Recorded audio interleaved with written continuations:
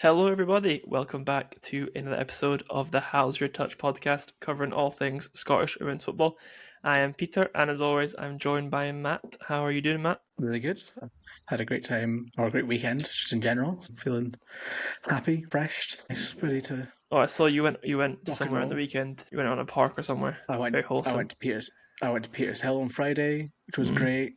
Lovely time. We'll talk about that. Don't get into it too much. Yeah, just a nice time though. It was nice weather. Then I went to Jupiter Artland. Oh yeah, that's what it was in Edinburgh. The outskirts of Edinburgh. Yeah. I was going to say in Livingston, but it's not in Livingston. And then I went to the Pit, which is Your bedroom now. I don't know how to describe where it is because it's not only it's on the 4th. Is that a restaurant or is it a place? More fun, like a street food, arts and crafts So thing. like modern. I was hoping that the market I was hoping to be better, but it was just full of a bunch of AI generated art, and I was like, this is shite. Yeah. But the food was good. Ooh. I got a buffalo chicken burger. Sounds like a great time. I can see why you had a good time. It was a banging day, I'll be honest. Mm-hmm. Well, it was just a weekend in general.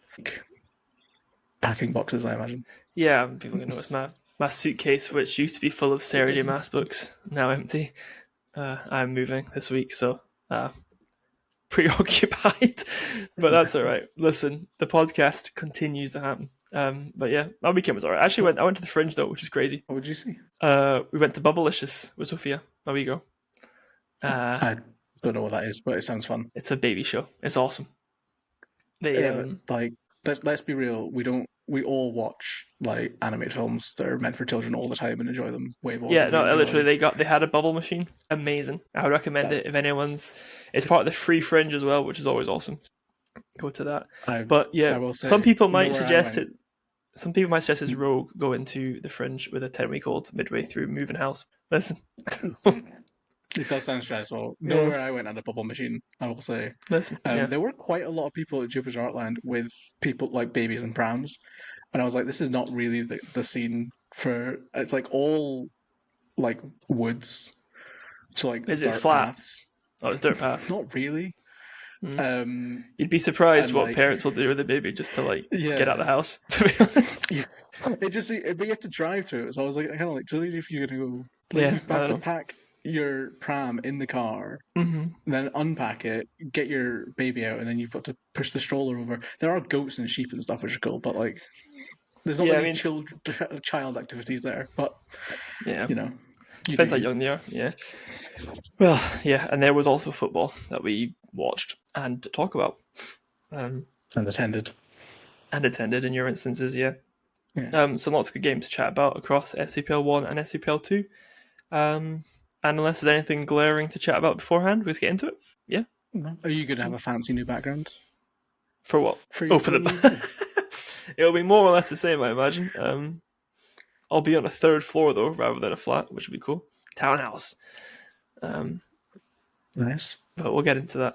You can, next week you'll see a new background. Actually, that's true. So that's fun. I was going to say, you can have the Glasgow City kit that is hanging across from me. I know we're meant to be relatively impartial, but there will be no Glasgow City kit in my house, apart from unless Sophia takes up football, in which case she definitely is going to Glasgow City Academy because it's the better academy. Then it's okay. Yeah. But otherwise, Rangers is the better academy, I would say probably. Depends on age group. Age group wise, you know what I mean. Like get them in at City early. Performance. Yeah, well, that's what I mean. You get them in at what you do as a Celtic fan. Get them in at City early doors to get the development, love of the game, community feel, etc., that City's great at. Move them to Rangers when they're like 14, 15. Get that whatever they've got going on there to come first team regulars. Then sack off Rangers, sign for Celtic. No, I was going to say Kelly, but go to Kelly. Yeah. Yeah, I like that you said that we're not biased, and I'm sat in front of a station after I'm going to be relatively impartial, I think I said. But, yeah, fair enough. Well, I think we struggle for that, but yeah, I don't think people are watching this for impartial takes. I'm sorry. We're not the BBC. No, impartial BBC. No, which you can take as a positive or a negative depending on your opinions. Let us know in the comments below. Yeah. Do you like the BBC? No. Anyway, let's get into actually talk about the football. So yeah, quick break.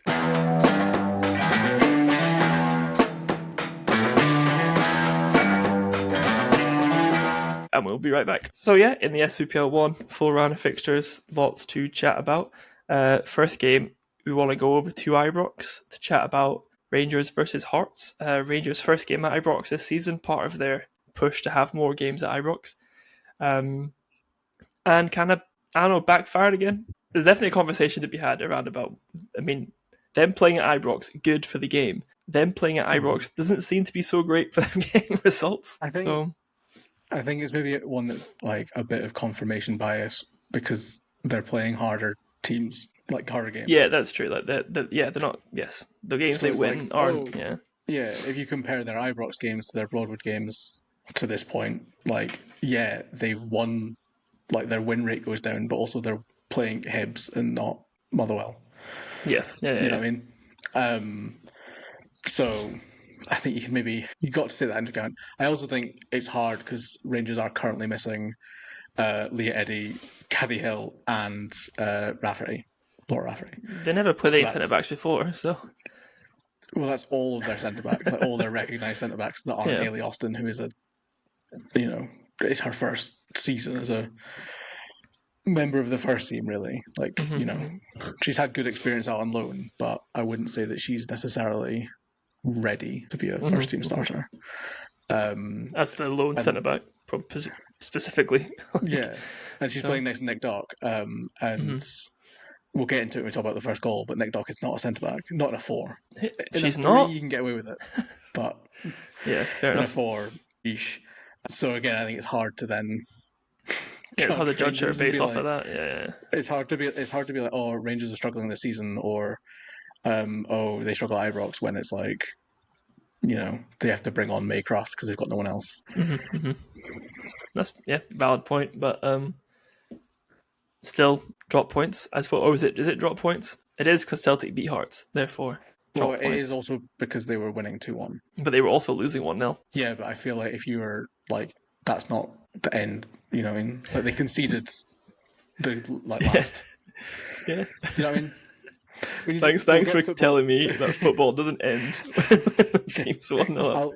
We'll get football cliches on the case, but I don't think you can say that it's points gained if you went behind.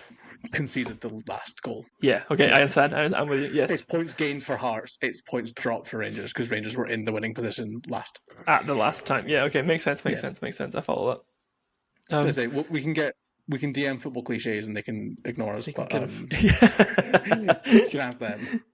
Yeah, that's valid. I don't know what's the kind of key points of this game. I know there's maybe some referee and stuff to get into, but maybe chat about like the goals first. Yeah, I think. Again, it's one of those where it's sort of tough because I think all 4 goals both teams will probably be looking at in there. Obviously, in any analysis, you look at a goal conceded and you're like, we could have done this, or this better. Even if it's like a rocket from 40 yards, you could have closed them down. You could have turned over the ball earlier. You could have, not given it away in the first place, those sort of things. On the first, that is entirely unacceptable for a team that's trying to win the league. Makeshift defense or not, like Shade picks up the ball on the edge of her own box and then scores on the edge of the 6-yard box. That's criminal. Like she doesn't. She's a good player, though. She is a good player, but it's not even really that fast a break.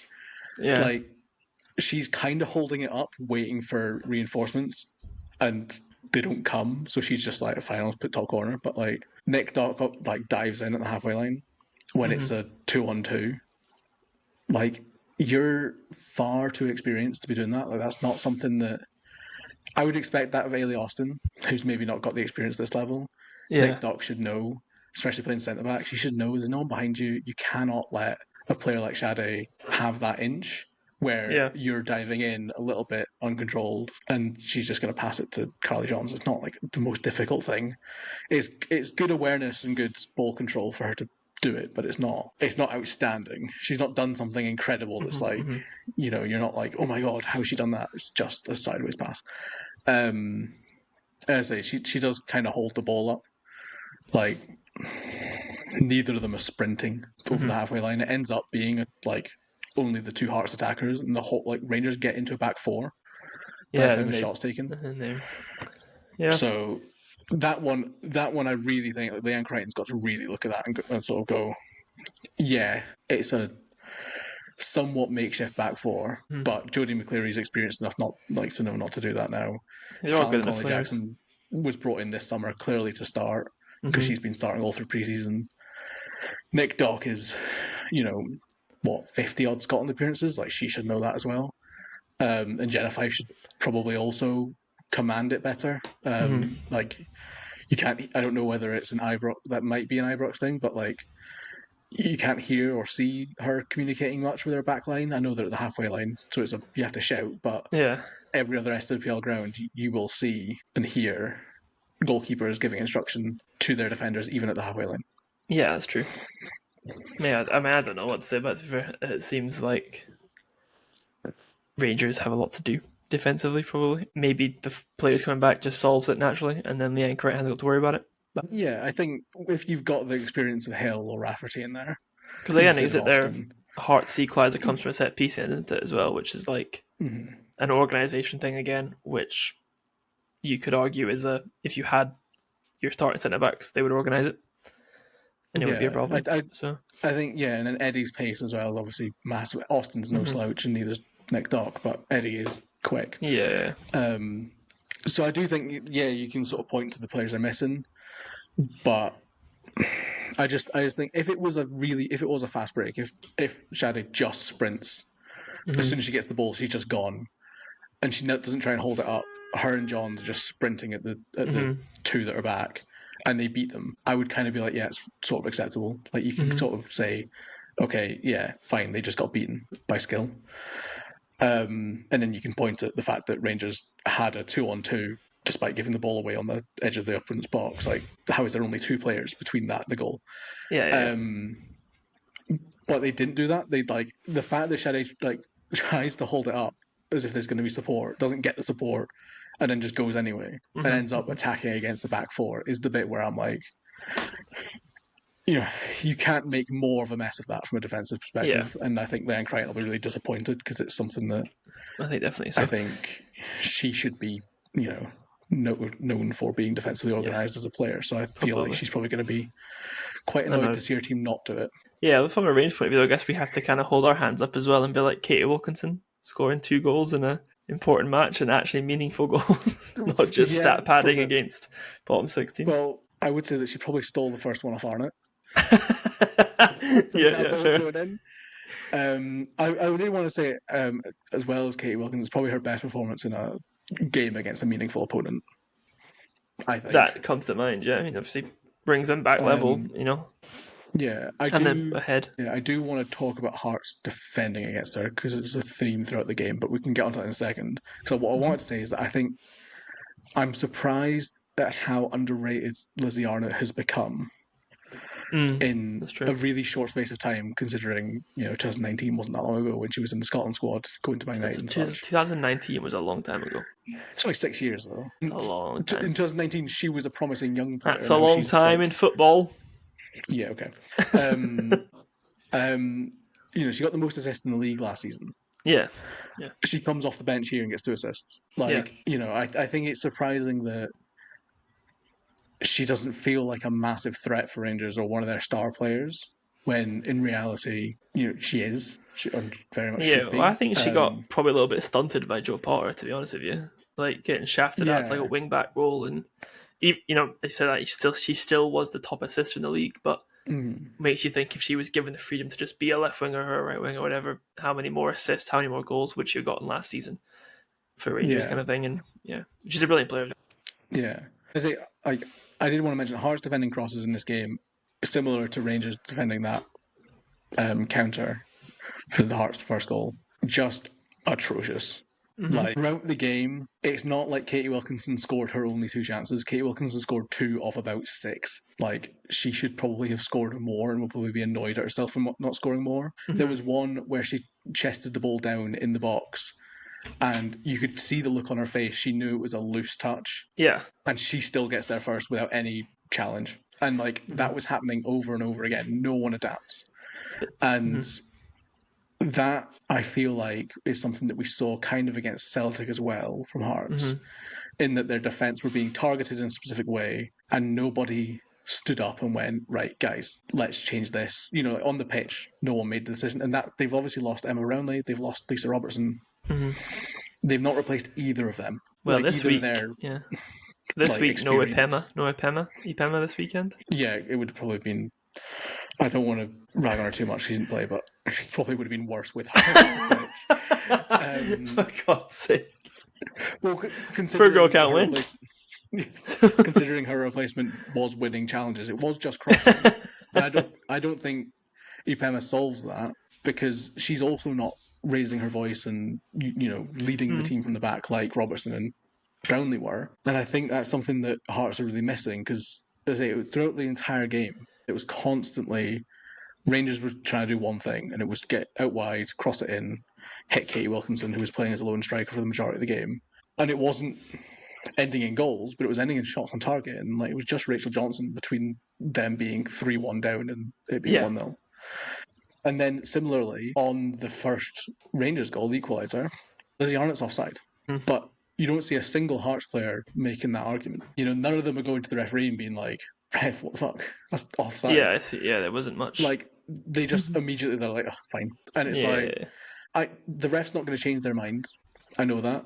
But I do feel like there's a certain point where experienced players do it really well in making that known, so that next time it is called, or or calling for it. You don't ask for it. You're not going to, because he might have not that he would have changed his mind, but he might have not. He might have made the decision. Yeah, or goes but and if you don't, the assistant, or but even and it's one of those stupid things where it is another football cliche, but even maybe they want to even it up, and then the next decision that's maybe a bit borderline goes your way, which is the next thing to talk about, because Hearts obviously they get their second. It's just another.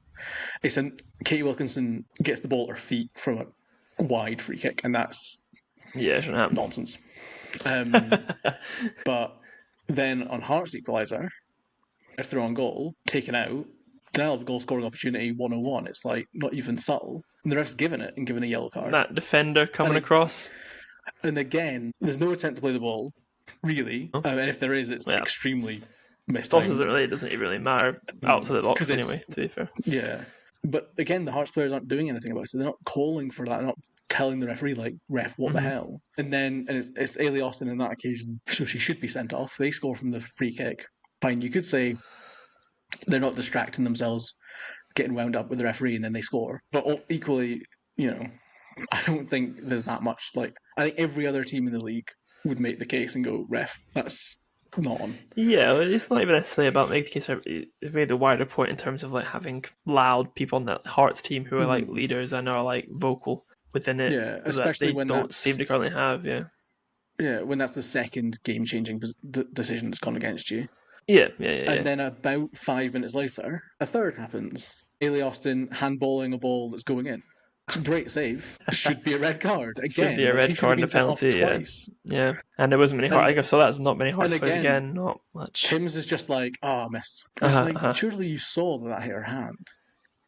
Yeah, you got to call for it. Yeah, it was pretty blatant. Obviously, you see the replays; it's pretty blatant. But it's again one of those ones of if the ref isn't sure, gives the corner or whatever, and no Hearts player is shouting for it, then he's not. There's not going to have a second thought. Okay, that must be the right decision. That's cool. Yeah, he's just going to go. It probably hit her head or something. Even though it's literally, there's no way he could have thought it hit anything other than her hand, because there's no other part of her body anywhere near the ball. It's pretty. And we've spoken about SWPL refereeing a lot. We're going to keep. So it's not like our opinions on it are new. No. They're not great. They are. Yeah, and there's many reasons for it. It's not even as if it's just bad refs. They're obviously they're non-league level referees, and they don't get loads of support. Generally, and I already have the opinion outside of that Scottish football, generally needs full-time refereeing. It doesn't have it at all. We need to do more to improve the quality of refereeing, and I've said before that I would really like to see some steps taken to follow what they've done in England, but it doesn't seem like that's on the cards at any point. But we know they're not at the level. But it is at a point now where they're on match day 2, And so far this season, you could argue that Rangers have, gotten results in both of their games because of refereeing decisions that were wrong. Yeah, and then it's throughout the league as well as other ones as well. They're just, yeah. I don't think I'm not saying it's not they're all pro Rangers or pro Celtic, whatever. It's genuinely just because they're not good enough, and a lot of the time it's because they don't want to make decisions. Well, there is a problem in that you've got the top league in Scotland where teams are getting qualifying for Champions League football, etc. Internationals, you say Nick Dock with 50 caps, etc., being refereed by amateur referees, basically, who literally on the next day will be refereeing a game at the park, kind of thing. It's not necessarily even a slight on the referee. It's like what the hell are we doing with the league here? That the referees that we're hiring in are such a low caliber referee for a top league. So. And it's where the SFA sets the refereeing appointments, because they set it as they set the standard that you have refereeing at, and the standard level that Scottish Women's Football gets is the same as I think it's the fifth. I'm trying to count the leagues down in men's. Yeah, it's the fifth and sixth tier. The Highland and men's football, Lowland League level. Yeah, and then the league below that. So it's you're obviously not going to get good referees because we don't have good referees in the men's Premiership. No, but the men's Premiership referees are. Yeah. Yeah. So it's tough, and it just feels. It's annoying that we're going into another season and it's already a headline, and it's last season it was a headline at times for similar reasons. But it's just But I think it's important to maintain talking about it because of the reasons behind it. See, if we were just banging on about bad refereeing and there's nothing else they could really do. Calling them corrupt it's boring. Yeah, it's boring. This is a legit, I would say, one of the next few steps that the SWPL and the SFA need to take. That they've been taking various steps past 5 years, seen the league grow, it's been really successful. This is the next one that they've got to take, is to seriously assess what we're doing refereeing, because the standard of the game is improving all the time. The interest is improving all the time. If what you see on the weekend is that the referee misses a handball, that the hand's all the way up here, blocking the penalty, it just doesn't look. It's a bad look for the league, and it's something the league can have complete control over. So not even just with that as well. With the game improving so quickly, it's gotten much faster. Yeah, and you can see some of them really struggle to keep up with it, or they are keeping up with it, but they're massively in the way. They're not. Yeah. Something that always annoys me is where they set up on corners. A lot of them set up in the box, and I find it really bizarre because you don't see that in men's football. No. And then a team will try and play a clever free kick, a clever corner, low to the edge of the box. It's like the Hibs classic to Stacey Papadopoulos. And then the ref will they have to go around the ref to do it. And it's you shouldn't be stood there. So there's a lot. Yeah.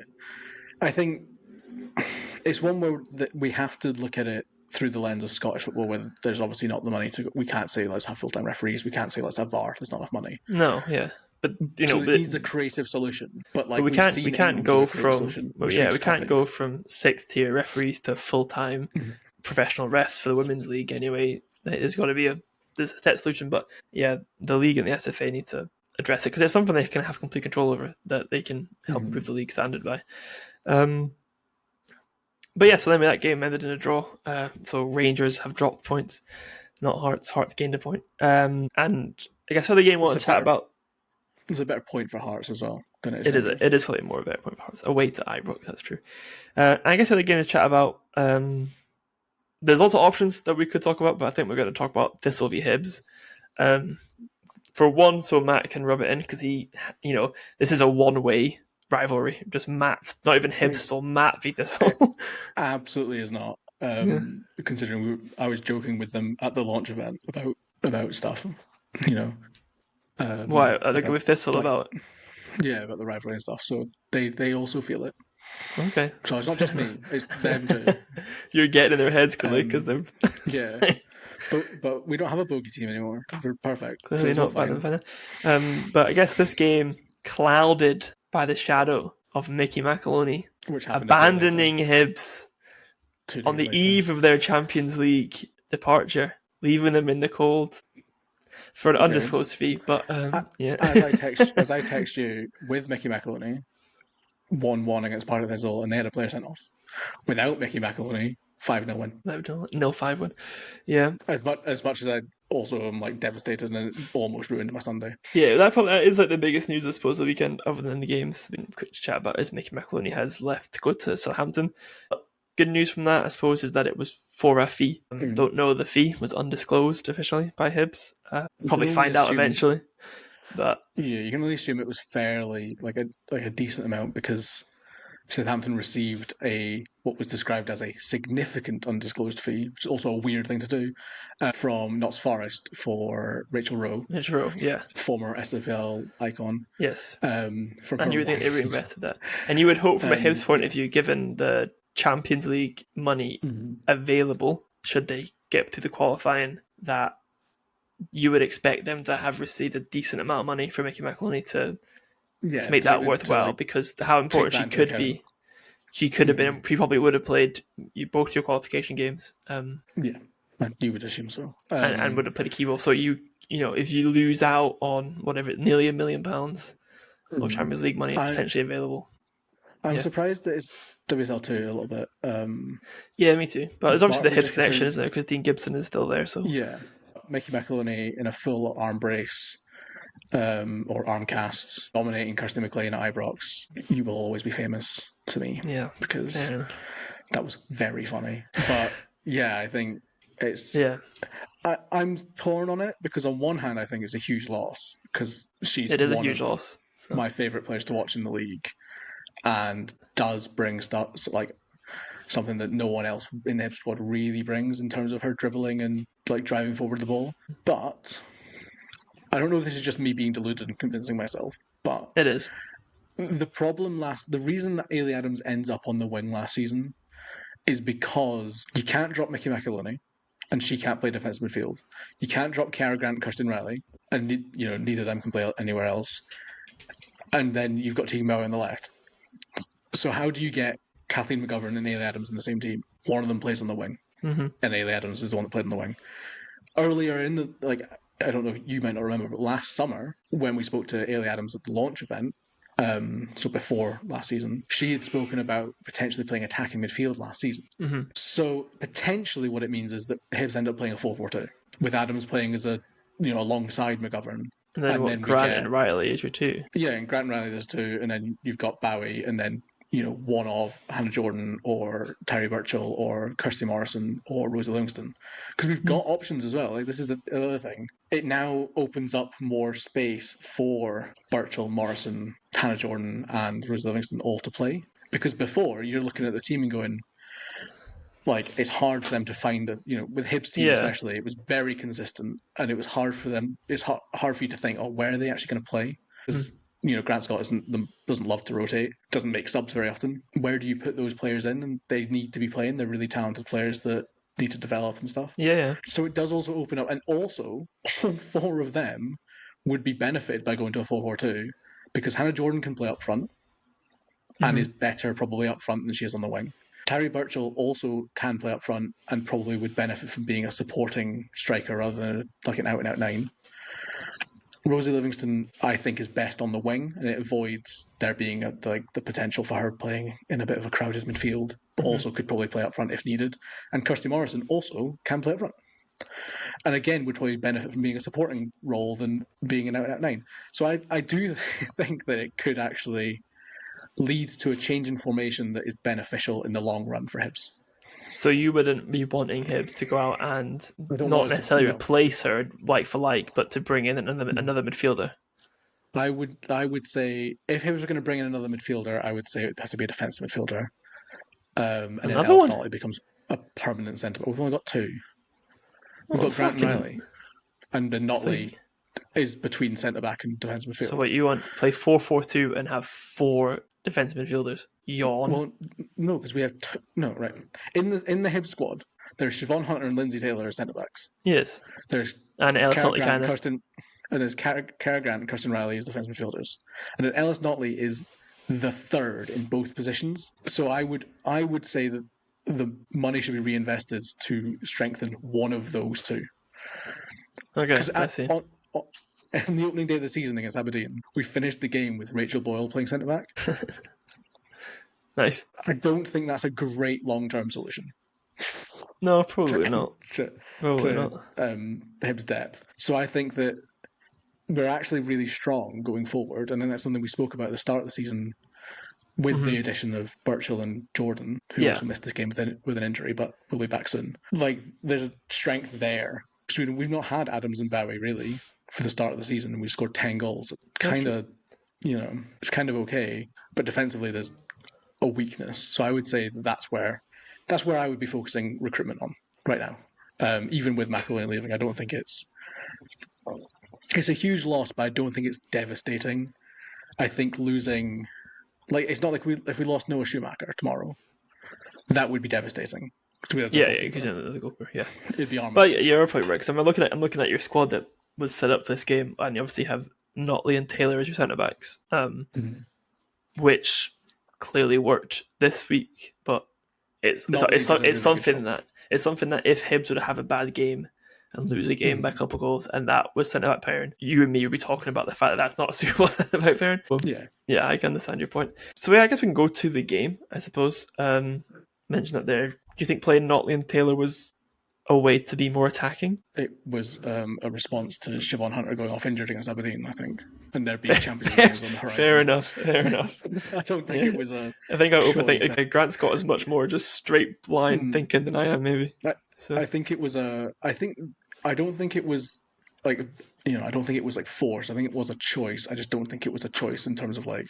Not tactical so much. It was just fair enough. It was also a good game for Notley to come into because she is quicker and less aggressive than Shiv, which I think helps us when we're playing a team that don't cross the halfway line very often.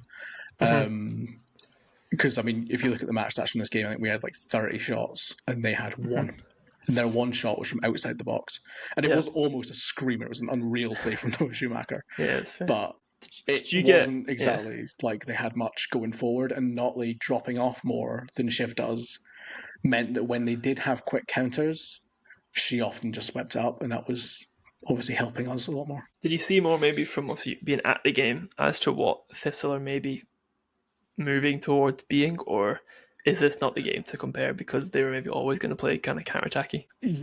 Yeah, I think so. I am writing about, just so everyone can get a glimpse of the writing schedule, I am writing about both Dan Crichton and David Elliott's tactics and how they're moulding their teams. This, I do think, it's hard to judge because of how one-directional the game was. The main takeaway I took David Elliott-wise was that he said after the game that he didn't think his team deserved to lose 5-0. And I reckon if XG was available, because SofaScore gave up after one game, if XG was available, I reckon it would probably be about 5. Well, according to the stats that I've seen, not XG, but it was 21 shots to 1. So, yeah, and 10 on target apparently. So it's McGovern hit the post from about 6 yards out, looking at an open goal. Like, we had, Rosie Livingston put one over the bar, volleying it at the far post that was like about 3 yards out, and if she gets less contact on it, it just goes in. So I think the way Hibs scored the goals, like the sort of it being 2 in the 45th minute and then 2 right at the very end, make it seem like we maybe pushed the score up by luck. I mean, they gave Curry player of the match. I think which is it tends to be that. Tends to tell you what happens. It's quite telling. But it's not been a great start for Thistle though. Obviously that game, and then they got only beat Hamilton, but it was a bit tight. And then they got Celtic next week. Yeah, and they've got Rangers as well in their first 5. Aberdeen in between them, and it's a tough start. Yeah, they've been our bogey team for a long time, so I would expect them to also to be better next time we play them. Yeah, probably. I mean, you look at Aberdeen playing us on opening day than how they played against Glasgow City. It's 2 different teams almost. But I think Hibs-wise, I think we were really good with, the 3 behind the striker being Livingston on the left, Morrison in the middle, and where she's never really played that often either. Not as a 10, which is where she was more in those areas rather than being more as a striker. And Birchall on the right in her first start. And it was like, that's not our first choice. And they looked really good. Rosie Livingston's looked really good all season so far. Birchall, they put Jenna Ferguson out at left back, which I thought was interesting, just in terms of her being tall and a centre back normally. So having her at left back, I thought was it'll be interesting if that's where David Elliott sees her playing. I think there's definitely she does a lot of things good, like left back things good, but I think she struggled with the pace of Birchall. And yes, I can imagine. Thistle in general, even though Birchall I don't think had the best game, especially not the first half, and the amount of times that Rachel Boyle was kind of shouting at her. I think maybe his opinion shared by the squad, but yeah, it was. She ended up scoring though, scoring one. Yeah, scoring two. Yeah. She was creating a lot and she was being a menace. But genuinely the first 45 minutes, every single time we had a shot, it was like, this isn't going in. And it was getting very frustrating. Right. And I was getting very nervous. Right. But then Rosie Livingston does some really good work down the left, low cross to the back post, and she gets the tap in. And actually scores the tap in, unlike the prior 2 tap ins that we had. And then from there, it was sort of, she then scored a really good goal just before half time. And it continues in the second half until Bowie comes on, who looked fine. She looked like she was coming back from injury. And then Callie Gibb decides that she wants to get in on the fun. Yes. And then also you brought on Jessica Ramsey, who I know you've been excited about. Yeah. Made a little skills school Vine. Not Vine. What the hell year am I in? Real. TikTok. Yeah. Yeah. So check that out because, two skill moves. Well, I mean, she nutmegged 2 different people. The second one is legit, like incredible. To be fair, keep the ball. But to be fair, it wasn't just like those were the 2 like moments, like big moments she had. I thought it was interesting. She came on as sort of like a free roll, and I think it was probably a smart thing from Grant Scott because I think he maybe went, she's 16, she probably has not great positional discipline yet. Yeah, and just get her confidence up and get her. Yeah, just come on and see what we're winning this game comfortably. Like, have a go. Let's see what you're like in SWPL 1. And that's something that crazy.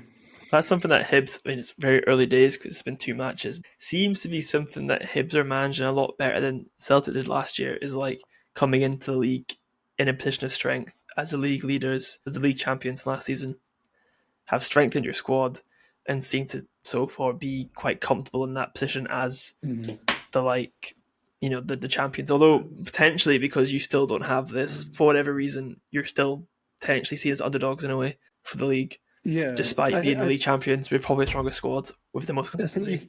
You could say that if our first couple of games were like Celtic and Rangers and Glasgow City or whatever, but I think we very much were seen as the favourites for both of them.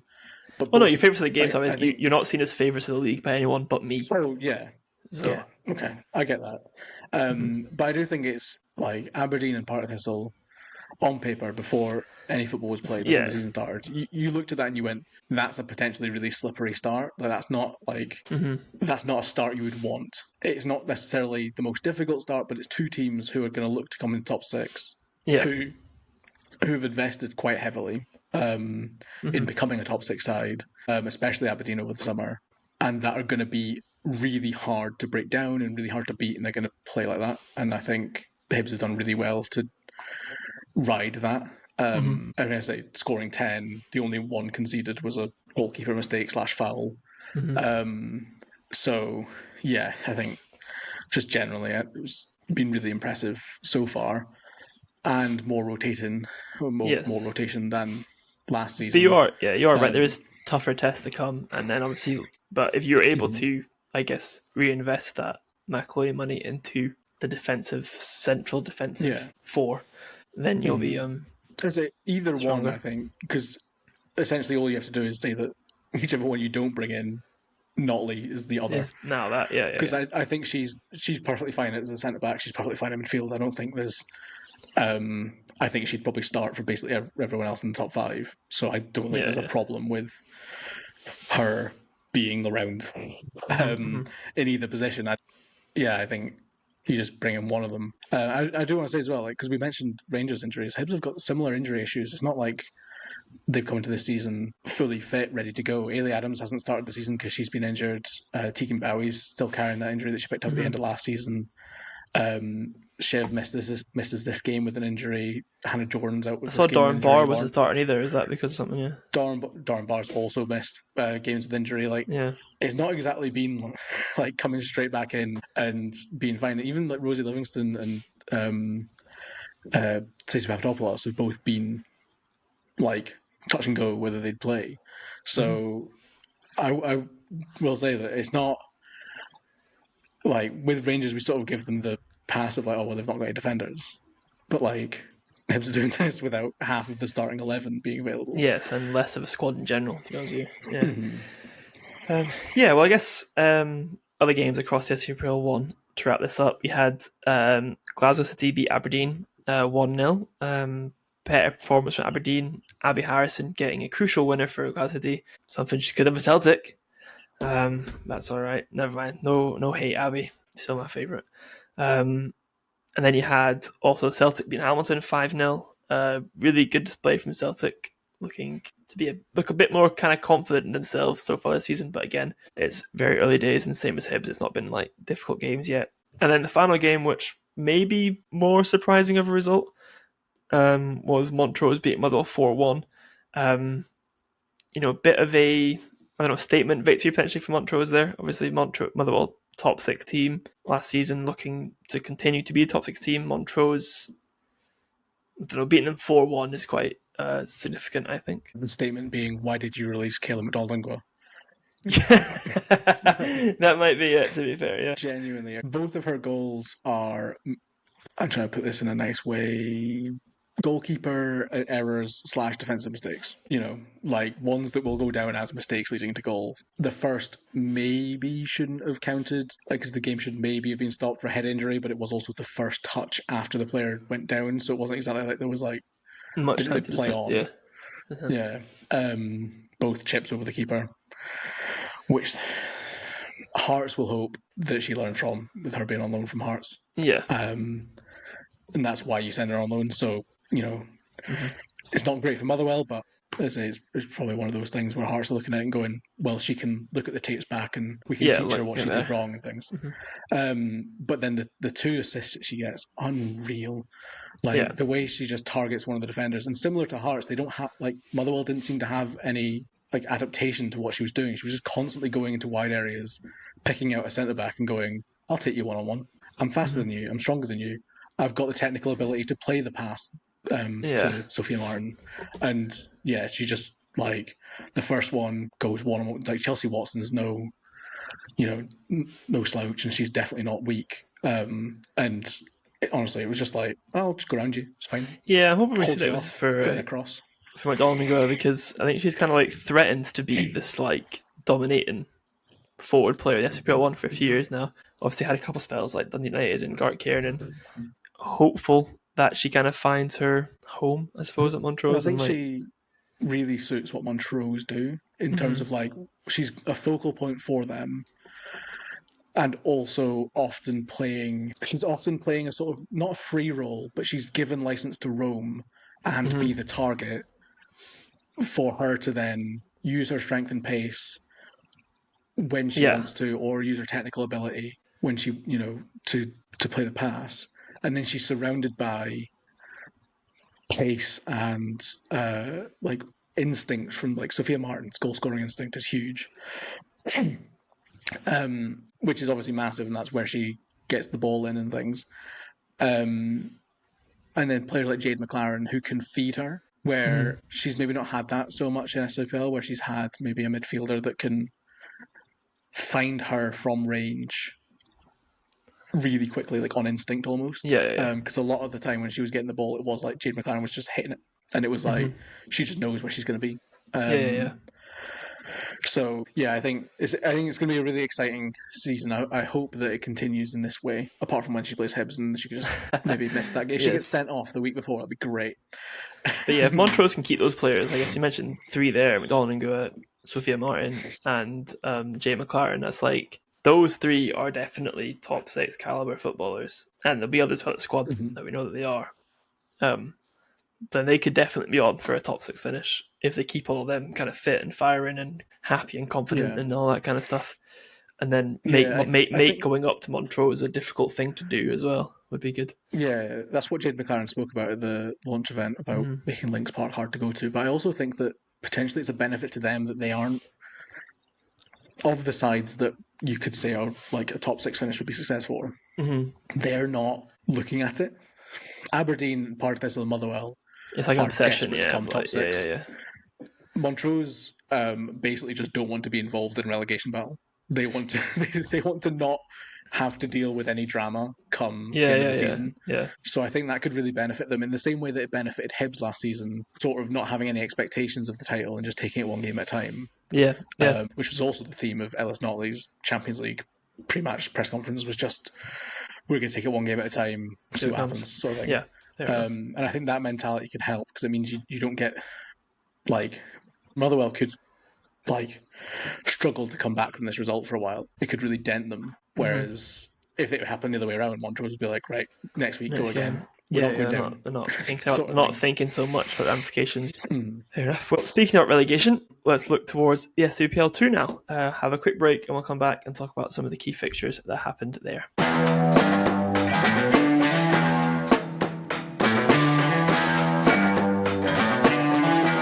Yeah, so in the SWPL 2, and also a full round of fixtures there in the second round. What are the ones we want to talk about? Let's talk about Killy Thistle first. Yeah, Thistle Killy, but yes. Thistle Killy, sorry. Yeah, Thistle v Killy.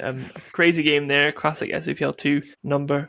Kilmarnock. So SWPL 2. Yeah, Kilmarnock winning 4-3, but obviously not as easy as that. I think Kilmarnock were at 2-0, 3-1 or something at one point. 3-1, I think. Yeah, and then Thistle come back.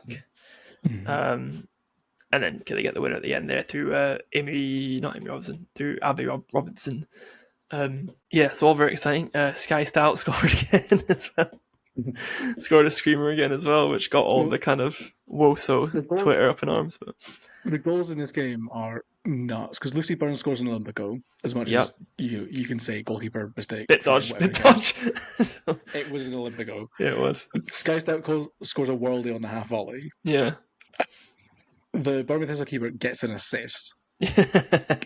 Like, she kicks it to the other half of the pitch, and then the striker just goes through and scores. And that's crazy. And then there's a late winner, which one of Lucy Burns was already celebrating when Robinson just got the ball. Yeah, before she has to shot. Go round 2 defenders before she shoots. Yeah. I enjoy that. And it's incredible control from Robinson to like take it round them and then have the composure to put it in the net. It's just like exactly what you like would expect from an SWPL 2 game in terms of like chaos, but like really I'm excited. Killy, it's 2 games now in a row. I think Killy are kind of showing that excitement up front that we've come to expect from them. Played Lucy Burns, Abramson, and also adding in Skye Stout and others. But I guess there's that defensive side of it that you need to get back to. I think it was 2 or 3 seasons ago now. They were the best in the league defensively. And for the past 2 seasons, it's been a little bit more ropey. So, that's 5 goals conceded in 2 games. I'm all for it, by the way. Outscore opposition, that's hilarious. That for the whole season. I'm not one to promote defensiveness, but I feel there's a little bit of something you could do. Yeah. There's a middle ground, I feel. There is, yeah. They definitely will be disappointed, I think, in the manner of the 3 goals they conceded, especially. Like, if the opposition goalkeeper is getting an assist, you maybe need to... as a defensive unit, you will be having a look at each other being like, what? You know what I mean? Like, so that's obviously not great. But I think Birmingham Thistle obviously are a really good side, so it's kind of one of those where you could also say, Killy were winning comfortably in the first game, switched off, conceded twice. You can sort of... legislate for that. Then they come up against another team that are fighting for promotion and they score 3. Like that's in isolation, neither of those things are like huge red flags. I think potentially if it was like in 3 or 4 games time and this trend is still continuing, then Chapman probably has some questions to answer. But right now, I reckon the quality of their attacking lineup, to be fair, they will probably outscore most teams this year. So maybe just keep going like that, I suppose. And that's good for them, I guess. And obviously, Abby Robertson are shout for a player of the season. So keep up the hype, please. And then I guess the other game in SWPL 2 that we wanted to quickly run over as well was Probably Spartans v Dundee United. Obviously, that's the kind of two teams that came down. Two of the three teams that came down from SWPL won last season, playing off against each other. And Spartans see out a tight game, last minute winner was it for Spartans? Yeah, 18 somethings. Right. I think this is where one of the last few minutes. Yeah. Yeah, I think this is where it becomes sort of interesting when you look at Kilmarnock and you say, "Oh, they'll outscore everyone," but they've not really played anyone like Spartans or Dundee United yet, where the defense is the strongest part of their teams.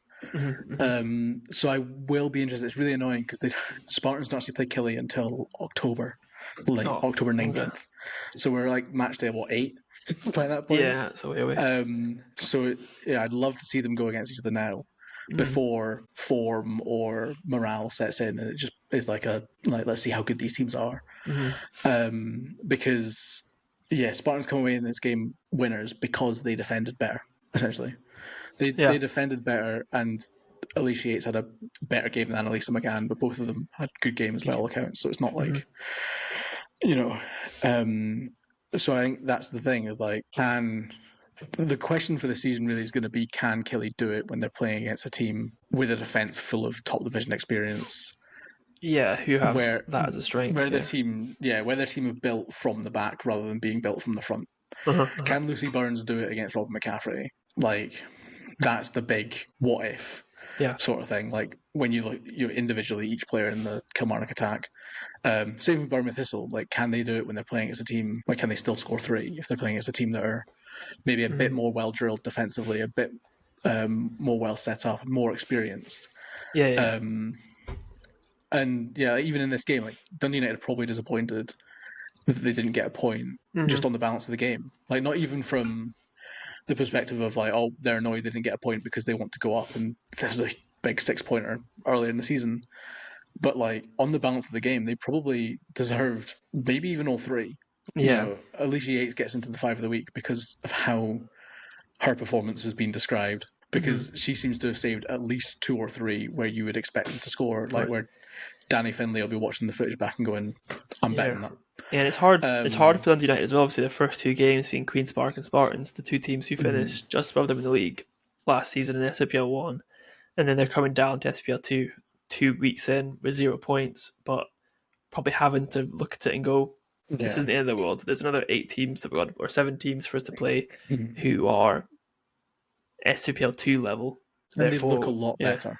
Like this. This is probably the main thing, is that last season they would have lost this game 5-0. Right, yeah. You know what I mean? Like, in this season, like, they would have lost the game 5-0 and it'd been like the Hibs Partick game where it's 21 shots to 1. Whereas this season they're unlucky. They're it's just finishing. It's just the way the game fell this week. On another day, Alicia Yates doesn't save that one, or Danny Finlay puts it into the other corner, or just further into the corner and gets the goal. And I think that's probably the important thing for them to hold on to, and something that I'm sure Susie Shepherd will be probably repeating endlessly in training this week, is that they are fine margins away from the 2 teams that came down with them. And those 2 teams came down with much more points and were much bigger favourites to go back up than they were. Than they were. But and from a Spartans perspective, Bandura really proving why she's so highly rated. You don't get many foreign youth internationals in the SWPL, so the fact that she's getting called up by Poland, who are decent, when you do, they're at Spartans. Well, she's at Rangers, but But when it's like Poland are a good international side, they've got a league set up that is good. They've obviously got Germany and Austria and so on all around them, so it's not like they've not got leagues nearby. And they're paying for her to travel to Poland to compete for the under-19s. When and she's only like 16 as well. So when you've got someone like that, you know that they're going. You can sort of assume, even just based on that the hype is reasonable. But I think she's really proving in SWPL 2 why Rangers are so confident that she's like the next Laura Berry, which is crazy because like Laura Berry's not even 20 yet. Things move fast in the SWPL 1, honestly. Yeah, well, I mean, Ellis Notley earlier today said that she was one of the older players in the squad and she was using her experience to guide the young players. She is 2 years younger than me. Maybe we're just old, though. You know what I mean? Well, we're not 30 yet, though. So, like... Listen. We're not past I got ID the other day, so listen. To be fair, young. you do look like a 6-year-old. Yeah, that's valid. Especially when you don't when you shave. But speaking of six, or you got more to say? Sorry. I was just going to say like from a Spartan perspective, obviously it's another part of their DNA is that sort of not giving up vibe, and for another late winner in their history, it's obviously good to see that they've still got that, and that's going to be important this season with how close SWPL 2 is going to be. Also going to be important this season, keeping the vibes high, and Bandera did a celebration into the camera, like nice. found There the we go, and right into the lens, and that is what we need. That's how you win leagues. Mm-hmm. Can you make another reference to 6, by the way, so I can talk about that again? No, okay. Well, speaking of 6, Queen's Park and Gartcairn both won 6-0. Queen's Park beat Livingston 6-0, and Gartcairn beat Stirling 6-0. I don't know about goal celebrations to the cameras, but I do know that Abby Cusack scored 2 and got an assist, or other way around, from centre back. Apparently, I think from centre back, I believe. The reason and our belief that he played centre back is based off Morgan Hayes' TikToks. So shout out Morgan Hayes' TikToks. Great game day vlogs. There's a lot of inside jokes because I watched the one because I got the notification of Morgan Hayes liked your comment, and I was like, what's Peter doing? And there's a lot of inside jokes I did not understand, and I was like, okay. Oh, yeah, there. I feel like Maybe you just kind of watch season 1. I think it is. Season 1 is a long time ago. You're too late to the point. You're really at this point, man. So go binge watch Morgan Hay TikToks. You've got to know that Morgan Hay has only just recently got into flat whites. Listen, I did see that. Yeah, we move away from iced lattes, man. No one likes them anymore. I do. That's the only coffee I'll drink. Unless it's a mocha, because that's not really coffee in your opinion. So. It's not. And then the final game of the SWPL 2 was St Johnstone v East Fife. St Johnstone beating East Fife 4-2. Similar story for East Fife, I suppose. Putting up a good fight, scoring enough goals that you think they could win a game, but they don't win the game. So, it's the first game at the McDermott Park Astro for St Johnstone women. Oh, that's cool. So that's also a new stadium. Good story. It's not quite Ibrox, but it's better. It's better than Riverside, which I'm sure they are appreciative of. Yes, that's good for them. Yeah, I guess that's everything. I don't know if anything more to chat about from SWPL 2. Any news that we've missed or anything like that? Probably. Stirling Uni also played. Sorry. Yeah. Fuck's sake. Sorry. What used to happen? It's because the league's now not like. Oh no, I mentioned them. Sorry, I meant that they got battered off guard getting 6-0. Sorry, I don't mean to double down. Now, either way, that's bad. Okay. I forgot about them. I actually remembered them. Doubled down the fact they got beat 6-0. But no, that's good from Gartcairn to beat them 6-0. Bad from Stirling Uni. That's my analysis. We're no cutting anymore. It's too hard. Fair. Yeah. But no, yeah, it's everything for SWPL 2 then. Have remembered everyone, so that's good. And we'll be back every week. Next week, new background for me, but still the same chat about SWPL 1 and SWPL 2. And also probably some chat about Champions League games, because they'll be happening. There'll be also an article in the Champions League games next week. Just about what's happened, what it all means, how much prize money there is, because that's something that I've been deep in the UEFA circular letters trying to figure out how much money you get. Fair enough. And then after that, there'll be one on Dan Crane, and then after that, there'll be one on David Elliott. Because I need more games to watch Part of Thistle than I do for Rangers, because just do. I couldn't obviously do them both in the same week. Yes. And it feels weird doing one after 3 games, one after 4 games.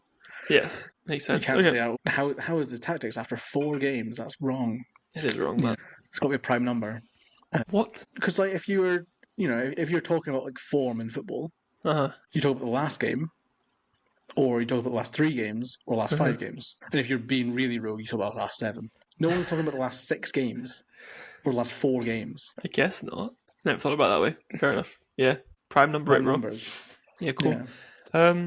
Unless you get higher than 7, in which case you're being ridiculous. Yes, probably. I guess, speaking of the prime, this is the prime SWPL show in the country. Make sure you're following us, subscribing us, doing other things that you can do, liking, I guess, share. On YouTube, you can click buttons here and here that will take you to our page and the last video. That's cool. Are you going to put those buttons in? I do. I did it last week. Someone's not paying attention, so Shout out YouTubers, by the way, because there's quite a lot of you for some reason. What are you doing on YouTube? But fair enough, guys. We'll see you again next week. But yeah, I've been Peter, I've been joined by Matt, and that has been the How's Your Dutch podcast.